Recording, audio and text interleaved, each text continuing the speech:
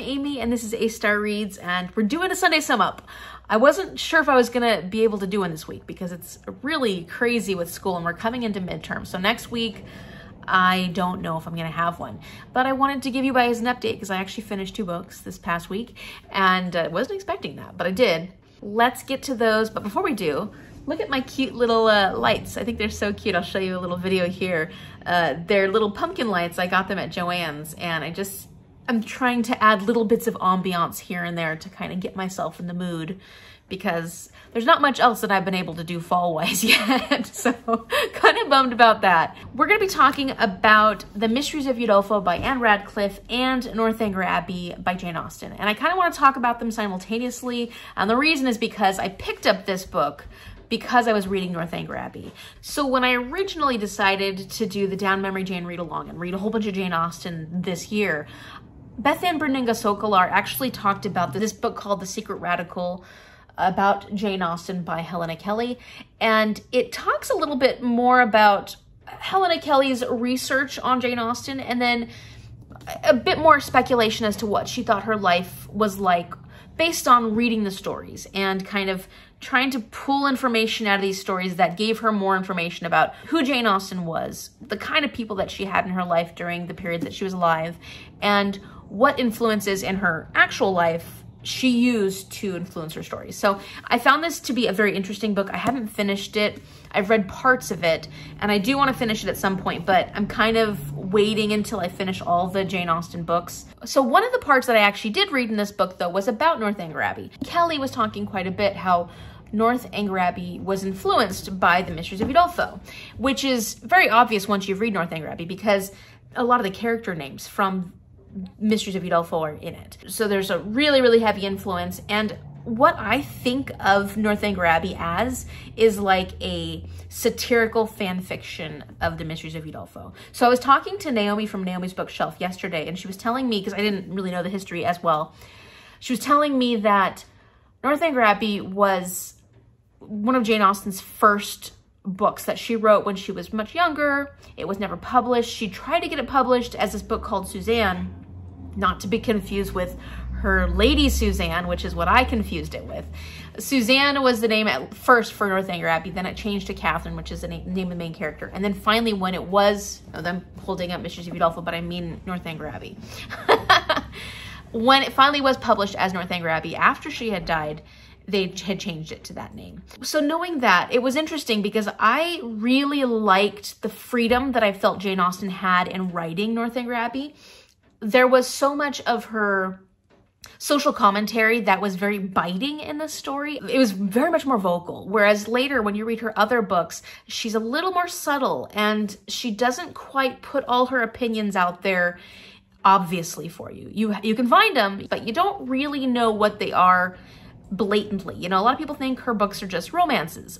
They're not. They're huge social commentaries. Okay, so as I'm editing this, I'm realizing that there's a lot that goes into this compare and contrast of Mysteries of Udolpho because the social commentary that Jane Austen is harping on so much is also what Anne Radcliffe does about society in The Mysteries of Udolpho, because during a huge portion of The Mysteries of Udolpho, Anne Radcliffe is basically saying how horrible society within the cities is and pastoral life, innocent, thoughtful, life away from greed and excess is the more preferable life. And so Jane Austen was kind of making fun of Anne Radcliffe's opinions. In her book, Northanger Abbey, she's sort of doing the same thing where she has this innocent character who comes from a more pastoral area. She comes to Bath and her life gets more complicated because of how ridiculous and complicated society is. So if I keep doing this, I will never be able to actually create this video because I'll keep finding things that I can compare and contrast. That just goes to show that it has been a lot of fun for me reading both of these stories and being able to think about both of them and see all the differences and all the similarities. And I also thought it was a lot of fun seeing her portrayal, her satire about all these Gothic novels that were really popular when she was a teenager, during the time that she was reading them. They were ridiculous. There was a lot of drama. There was these emphasis on supernatural elements that weren't necessarily supernatural, but the people in the stories were so frightened, and you get that in Northanger Abbey. So Ultimately, Northanger Abbey for me was a 5-star read. Maybe not quite as complex as some of her other books. However, I loved the tone of Northanger Abbey a lot. I loved the humor. I thought it was so funny, and it might actually be my second favorite Jane Austen novel. Really, I enjoyed it that much. It was a blast. And I will say that I don't know if you can enjoy Northanger Abbey to the fullest extent if you have not read The Mysteries of Udolpho, because of all the references. And it was really cool to see this one book that depended on pop culture references for another book. And that gives you an idea of what was really popular, what was really interesting, and what everybody was kind of going crazy about during the time. We have books like that now. I just recently read Good Omens, which I did enjoy, but I feel like I didn't enjoy it quite as much as I would enjoy it if I understood all the pop culture references. And that's true with Northanger Abbey, with the whole Mysteries of Udolpho thing, because there are a lot of jokes embedded in Northanger Abbey that you wouldn't understand necessarily if you haven't read this book. You can read Northanger Abbey on its own, but I recommend picking up this one. And if you are interested in Gothic novels, if you like descriptive writing, I think you will enjoy this. This was a lot of fun. There were so many things going on in this story. And this is about a girl named Emily. She lives in this very pastoral area where life is simple. You're always trying to enjoy nature and derive your joy from everything that surrounds you.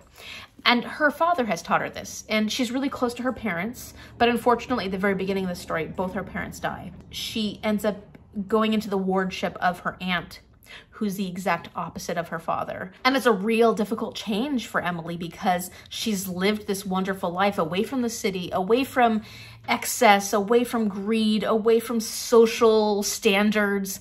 And then she ends up living with her aunt, Madame Charon, and it's completely different. She's not happy. She's not allowed freedom of her own choices. She ends up falling in love with this man named Valancourt. And because her aunt doesn't think that Valancourt has enough money, enough social standing, she refuses to allow Emily to spend any time with him or even talk to him. And so every time Emily accidentally runs into him, her aunt is like, well, you're being conniving and deceiving me, and you're sneaking behind my back. And Emily's like, I just ran into him. I'm not actually trying to deceive you. But her aunt always suspects that she's being a mischievous girl because she doesn't understand Emily is the big part of the problem. So eventually Emily and her aunt go to this place called Udolpho, and it's this old castle, and there's all these haunted elements to it, or at least happenings that might seem haunted, and there's stories that don't have any answers to them, like what's the history of this place, strange things that Emily's finding that make her think like, oh, bad things have happened here.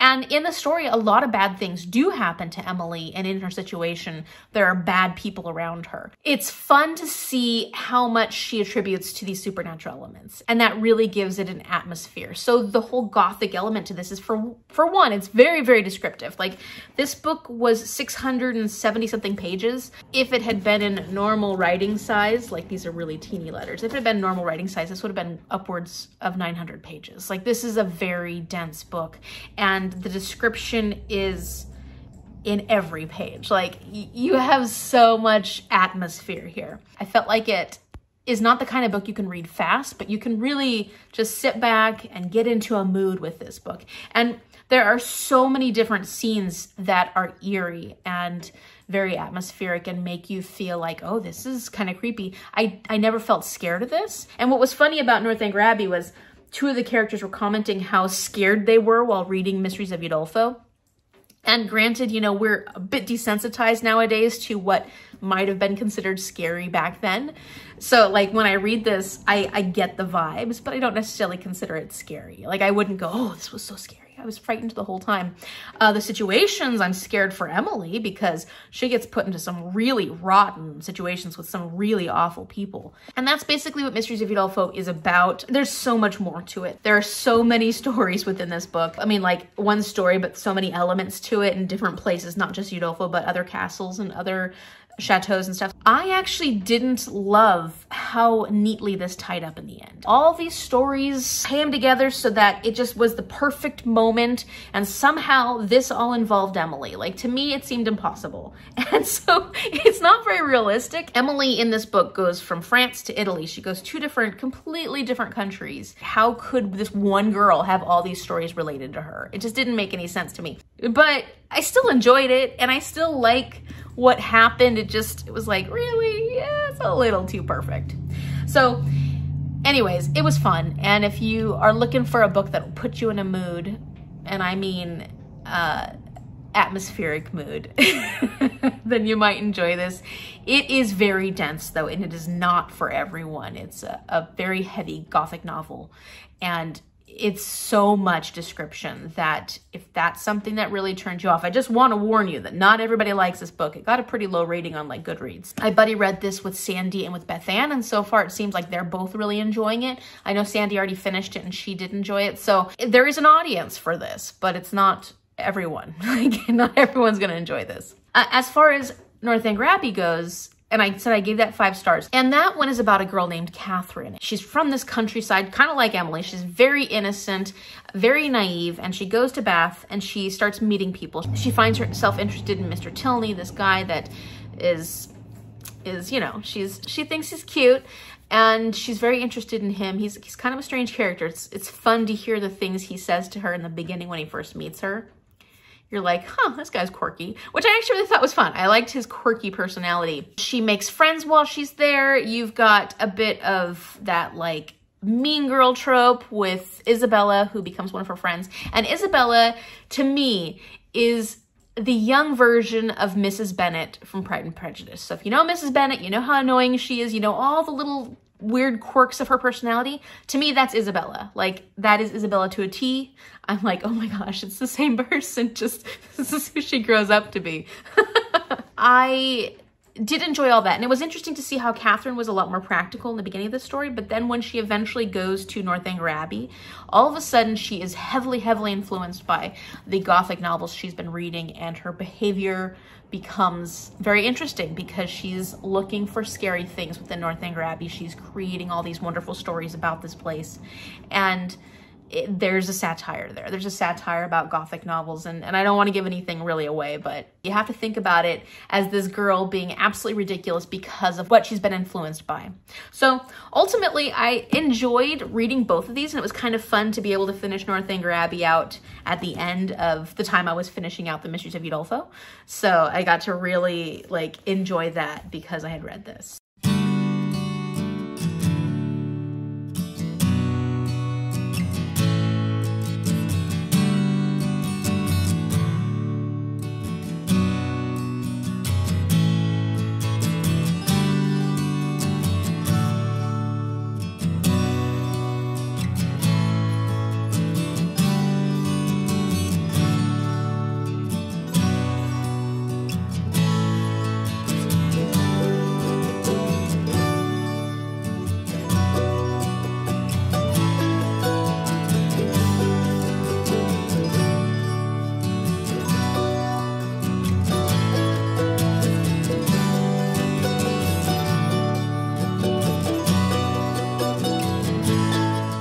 So those are the 2 books that I read this past week. I'm also going to go over the last 5 books that I read in June because I just want to get these over with. Going forward, I just want to be focusing on the here and now. I'm going to go over them really quickly because I talk about them in vlogs. So we'll just see what we can actually remember. Looking at my list, I haven't done any preparation here, so let's see what I can remember. So the first book was Tell Me How You Really Feel. And this one was by, can I remember the name? Safi. Aminah Safi. I think that's right. I was right. It's Aminah Safi. Okay. So this one I gave a 3.75. I talked about it extensively in my Book Covered Book Club vlog, which I will link up here, and also in my New Orleans vlog. So I'll link both of those in the description box down below. This is about 2 young girls. They're in high school. One is named Sana and one is named Rachel. Sana is the cheerleader type and Rachel is the artist. And Sana's always had a thing for Rachel, but Rachel just dislikes Sana completely. Ever since she met Sana, she just has really strong opinions about her. I think they had like an interaction early on where she just thinks Sana's a total, you know, jerk. And Sana just wants Rachel's attention, and she's dealing with her own pressures because she hasn't decided where she wants to go to college. She doesn't know if the life she's been working towards, becoming a doctor and doing all this, is actually the life she wants. So she's struggling here in her senior year, which is odd for her because she usually is perfect at everything, or at least she does everything really well. Rachel, on the other hand, is creating this film, trying to create a film to be able to get into a really good film school. And because her family is poor, she lives with her father, he doesn't make a lot of money, she needs to get a scholarship to get to this college. So it just so happens that Sana and Rachel get thrown together because Rachel needs an actress for the main part of her movie, and because of situations that happened, it ends up being Sana. And so it goes from there. It's a cute sapphic romance. I really enjoyed it. And one of the fun things about it was that there was this Gilmore Girls vibe. The author even said, like, I love Gilmore Girls and I use that to inspire this book. So there's definitely characters in here that have that Gilmore Girl relationship. It was so much fun. It was really cute. You know, it felt a little young at parts, and I think there were some aspects to it that I didn't absolutely love. But if you want to know more about it, go check out my vlogs, because I do talk about the things that I had issues with. So that was the 9th book that I read in June. The 10th book I read in June was For He Can Creep by Siobhan Carroll. This is a short story that you can find on tor.com. I will link it down below because you should read this short story. It's wonderful. I gave it 5 stars on my reread. This was actually a reread. The protagonist is a cat, and you're following him with his owner, who is in an asylum, and his owner is a writer, and he's struggling, and the cat is kind of there to try and protect his writer against the devil. So it's really cute. It builds a great atmosphere. So actually October would be a really good month to read this book in. It's just one of those reads that is just, it's so heartwarming and sweet and interesting and unique. There's so many wonderful things about this little short read. I don't want to tell you too much because it's short. So go ahead and read it. I'll link it down below. The 11th book that I read in June was King and the Dragonflies by Kacen Callender. This is a middle grade that I gave 5 stars. It is so fantastic. It's very heartwarming. It brings up really important subjects about sexuality, and it does it in such a way that is beautiful, especially for a middle grade book. I loved it. I loved the imagery in this book. This was set in the bayou in Louisiana, and it's about this young boy named Kingston, who's 12 years old, and recently his brother passed away, his brother Khalid. And dealing with his brother's death is really hard for Kingston, but it would be better if he was able to talk to his best friend, who he hasn't been talking to. His best friend, Sandy, he has been staying away from because there's rumors going around that Sandy is gay. And Kingston doesn't really know what to do with this information, doesn't really know what to make of it. And it's really sad because he got along with Sandy so well. And it's really difficult for Sandy too, because he's struggling in so many ways. There's a lot of really horrible things going on in his life. A situation comes up where Kingston is going to have to face what's happening with Sandy, as well as what's happening in his own life. So I actually loved this book. Like I said, 5 stars, but I think I kind of rushed through it this month because I was trying to get all my 12 books in for the Whatever You Want-a-thon. And so I'd like to reread this. It's one of those books that I will have a copy of and keep in my class and introduce to my students, because it brings up really important topics in ways that are very appropriate for children. And it also looks at grief, some of the things that children have to deal with, but they don't know how to deal with it.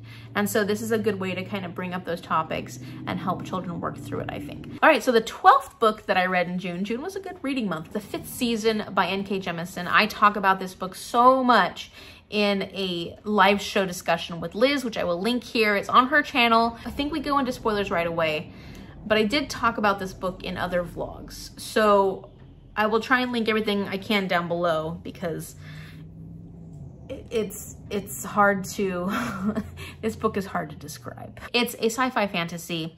The magic system really surrounds geology and rocks and the using of the earth to like quell earthquakes or do different things. And there's these people called the Origines in this story who are hated by normal humans. And Origines are the ones that have powers. They can control the earth, and they can also do really, really dangerous things. It's really hard for me to describe right now because I don't want to. Because I've described this story so many times in so many other videos. It's so good though. 5-star book. Get past that first 80 to 120 pages though, because it's very, very confusing. You're having to learn a lot of vocabulary that's created by N.K. Jemisin. It's not until you start understanding how it's associated with the story that you'll really know what she's talking about. So be patient. Also, I didn't know there was a glossary in the back. There is a glossary if you want to go ahead and find out what those words mean earlier on. I figured it all out on my own, but you can make life easier on yourself and use that glossary. It's a very fast-paced book. There's so many things going on, big things. It's very exciting, but it can be really, really hard at times. There are some heavy subject matter here talking about discrimination, prejudice. They're trying to control or wipe out the people, the origins that actually have the magic. So just know that there are some difficult scenes in here. There's some really difficult scenes that they're hard to get through, but it's so worth it. It's such a great book. I've read the second in the series now, and I'm loving this series. And then finally, the 13th book I read in, it's a lot, 13th book I read in June. It was actually a short story. It was called The Inheritance by Robin Hobb. And this was about, I'm trying to remember because I don't remember. It's about this woman who, I think she comes from a trader family in the Bingtown area. Is she a trader girl or is she from the Rainwild? It's about this inheritance. She's supposed to be getting her inheritance, and I think, gosh, I don't remember what this is about. I need to go back and read this one. But I gave it 4 stars. It was really good. And it's supposed to go with the whole Live Ship Traders trilogy. And you don't have to wait to read The Inheritance after reading Ship of Magic or anything. It doesn't spoil anything from the Live Ship Traders series, so just know that. And I don't know what else there is to say except that I read this short story. It was really good, and 4 stars. Sorry, that was terrible. I'm gonna go back and read it before we talk about it with Magda and Shell. Okay, so that's it for now. What I'm currently working on reading is The Mad Ship, and I actually was like 160 something pages into this, but I decided to start it over again because when I started it last time, I feel like I missed a lot. Like, I remember what happened, but I wasn't enjoying myself so much because I was reading so many big books at the time and wasn't actually focusing on this book that much. So I'm trying to get 70 pages done a day, and I haven't been successful at that yet because it's very hard to find enough time to read 70 pages of this a day, but I'm working on it. So this is my focus now that The Mysteries of Udolpho is done. And then I'm also buddy reading Mexican Gothic with Naomi from Naomi's Bookshelf, and we are halfway through. We should be finished with this one by next week, so we're actually getting through this one very quickly. It is a fast read and really enjoying our conversations. It's a lot of fun.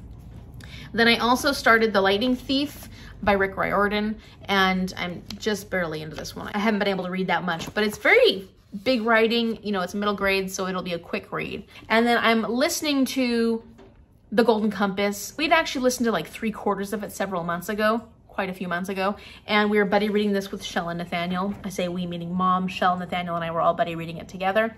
And then we all kind of put it on pause and haven't read it since. And I kind of wanted to start it over again. And so I've started that again. I'm only about 10% of the way through at this point. Back on Friday, we did reading sprints for the Lunaralong, which is a read-along that I'm hosting with Danielle from Bookara. So I'll link that information down below because you can always join us at any point. And we are reading Cress by Marissa Meyer. And I haven't made it very far because the reading sprints haven't happened for me yet. But if you'd like to see those, I'll link those down below as well. And hopefully I'll make it far on this during the reading sprints because I don't know when I'm going to find time to read this book.